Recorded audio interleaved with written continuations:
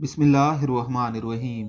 लौंग के ख़ास इस्तेमाल से कैसे हमल ठहरने में मदद मिल सकती है। माहिर ग़िज़ाइयत मिस लाला रुख मलक कहती हैं कि लौंग में एंटी बैक्टीरियल, एंटी वायरल और एंटी फंगल खसूसियात पाई जाती हैं, क्योंकि ख़वातीन के जिस्म में इन्फेक्शन होने के इम्कान ज़्यादा मौजूद होता है। इसलिए लौंग का इस्तेमाल उन्हें इन तकालीफ से महफूज रखता है और सेहतमंद ज़िंदगी देता है।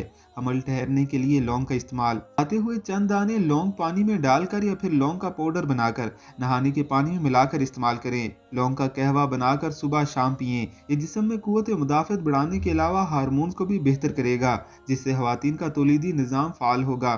खाने या फिर चाय में लौंग डालकर इस्तेमाल करें या फिर इसका पाउडर बनाकर सलाद वगैरह पर छिड़क लें।